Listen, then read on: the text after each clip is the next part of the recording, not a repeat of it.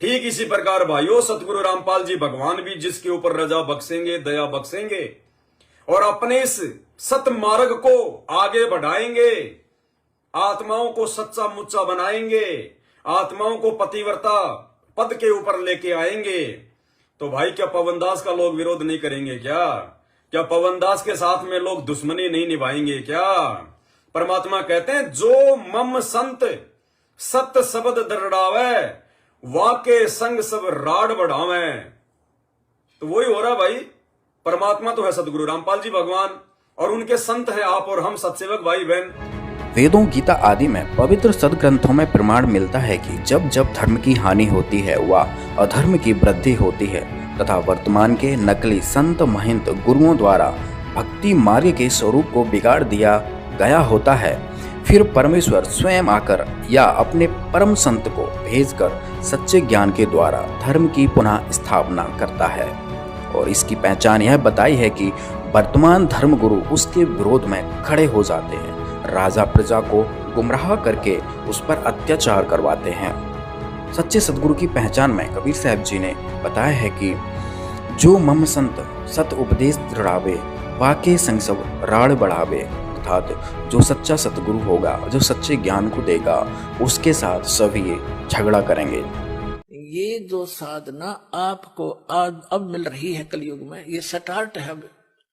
अब ये हजारों वर्षों तक चलेगा ये ज्ञान, और कोई संत नहीं होगा।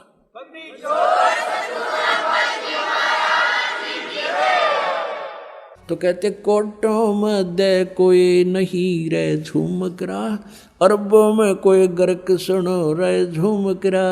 अरबों में, उसमें अरबों में गर्क गरीबदास जी थे, आदरणीय गरीबदास साहिब जी, उसकी कोई सुना नहीं था। अरबों यानी पूरे विश्व में एक के,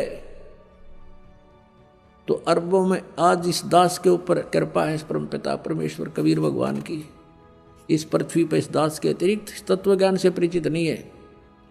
उनके पास ये गर्क का अर्थ होता है यानी सब तरह से कंप्लीट है। नो कह रहा अच्छा गर्क है भाई, यानी कोई चीज को ठोक ठोक कर रखा हो ना बोरी में, नो कति गर्क ठोक रखा भाई, खांड में रखी हो और भी हो। तो यानी वो चीज कहते हैं जिसके पास कंप्लीट इन ऑल रिस्पेक्ट, जैसे उसको आदेश भी हो, अर्यो ज्ञान हो, नाम देने का आदेश हो, अधिकार हो, तो ये सब सारे जो है ना फॉर्मेलिटी उसके ऊपर पूरी हो उसके पास, वो तो अरबों में एक पावेगा। अरबों में कोई गर्क सुनो रहे झुमक रहा न। इस ज्ञान को सुनकर दास से ये चोर हो गए होंगे, एक दो चोर नाम देने लग भी जाएंगे, तो उनसे कोई लाभ नहीं होना, क्योंकि वो अधिकारी नहीं है। अब जैसे पुण्यात्माओं, जब राजा परीक्षित को 7वें दिन सर्प ने डसना था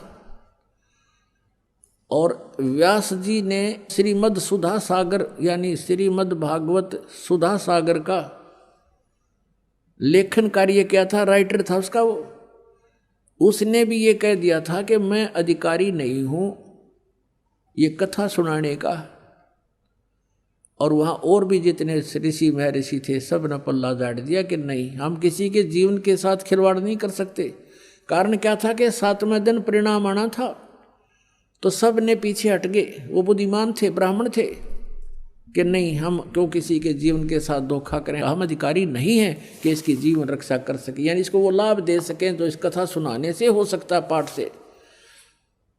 तो सुखदेव जी बुलाए गए थे स्वर्ग से, उन पांडवों की प्रार्थना से।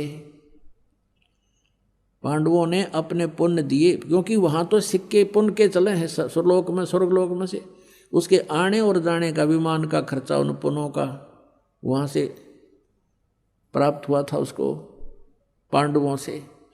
तो यहाँ आकर के उस कहते सुखदेव ने 7 दिन वो कथा सुनाई थी। उस समय ये कहाँ गए थे ब्राह्मण जो आज जगह जगह कथा करते फिरें, कहाँ गए थे ये संत जो आज जहाँ देखा वहीं संत दुनिया ने गुमराह करें बैठे हैं। तो वो बुद्धिमान थे, समझदार थे, इसलिए उन्होंने ये रिस्क मोल नहीं लिया। और जितना लाभ उस कथा से होना था वो भी सुखदेव जी के मुखारविंद से उच्चारित होने से हुआ, क्योंकि जिसके पास कोई शब्द शक्ति होती है उसी के द्वारा दिए गए वचन से कुछ लाभ हो सकता है। अब जैसे एक कोई कार्य हो रहा था सड़क का, सड़क बना रहे थे, तो वहाँ एक आम व्यक्ति जाकर कहता है कि तुम ऐसा कर दो, वो नहीं कर रहे थे और अधिकारी के पास उन्होंने प्रार्थना की, अधिकारी ने आते कहा कि तुम ऐसा कर दो, तो उस अधिकारी के कहते उन वर्करों ने वैसे ही कर दिया, क्योंकि अधिकारी के वचन में शक्ति थी और उनके वचन में शक्ति नहीं। तो ऐसे ही परमात्मा से जो कनेक्टेड है, सरकार का जो व्यक्ति हो गया यानी जो उसका नौकर है, उससे ही आगे काम हो सकते हैं, आम व्यक्ति के कहने तो वो कार्य नहीं हो सकते, इतना समझ लेना। तो इस प्रकार हम अब जो कथा करते पढ़ते हैं, तो गरीबदास साहब ने कहा था ये पैसे ऊपर नाच सुनो रहा जो मकरा, इन्हें कथा से कोई लेना देना नहीं, पैसे चाहिए इनको। आज विश्व की मानव आबादी, मानव जनसंख्या 7 अरब से ऊपर मानी जाती है, काउंटिंग हो चुकी है। और इस 7 अरब के अंदर ये दास है एक तत्वदर्शी संत।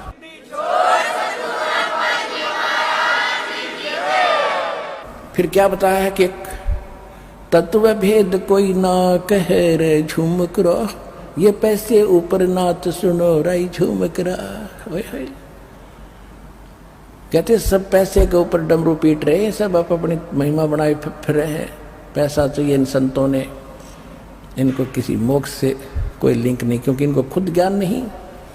औरों पंथ बतावे ही आप न जाने राह। कुल मिला के दास ये कहना चाहता है कि दास के अतिरिक्त इस विश्व में कोई संत नहीं।